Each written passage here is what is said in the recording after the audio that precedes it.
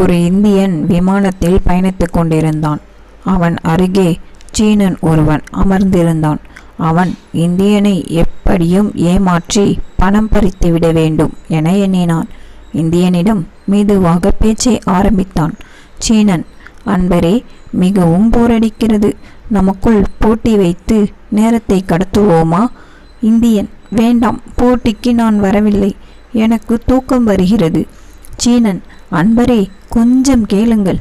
போட்டியில் நான் தோற்று நீங்கள் வெற்றி பெற்றால் நான் உங்களுக்கு 500 ரூபாய் தருகிறேன். மாறாக நான் வெற்றி பெற்று நீங்கள் தோற்றால் 500 ரூபாய் நீங்கள் எனக்கு தர வேண்டும். போட்டிக்கு இப்போது சம்மதமா?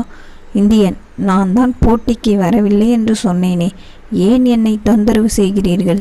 நான் தூங்கப் போகிறேன். சீனன், விடுவதாக இல்லை. சரி, இப்படி வைத்துக் கொள்வோம்.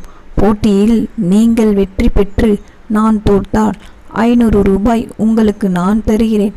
மாறாக நான் வெற்றி பெற்று நீங்கள் தோற்றால் 50 ரூபாய் நீங்கள் எனக்கு கொடுத்தால் போதும். இப்போது சம்மதமா? இந்தியன், சரி, சம்மதம்.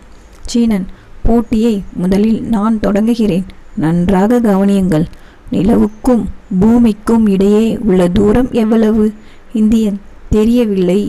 50 ரூபாயை பிடியுங்கள். சீனன், மகிழ்ச்சி நண்பரே.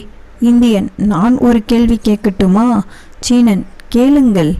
இந்தியன், ஒரு விலங்கு மலையேறி செல்லும்போது 3 கால்கள் இருக்கும். பின் மலையை விட்டு கீழே இறங்கும்போது 4 கால்கள் இருக்கும். அது என்ன விலங்கு? சீனன் அதிர்ச்சியானான். நீண்ட நேரம் யோசித்துவிட்டு, தெரியவில்லை, 500 ரூபாயை பிடியுங்கள். இந்தியன் ரூபாயை வாங்கி பாக்கெட்டில் வைத்துவிட்டு தூங்க ஆரம்பித்தான். சீனன், ஏய், ஒரு விலங்கு மலையேறி செல்லும்போது 3 கால்கள் இருக்கும்.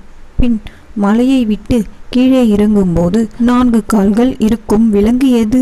இந்தியன், எனக்கு தெரியவில்லை. 50 ரூபாயை பிடியுங்கள்.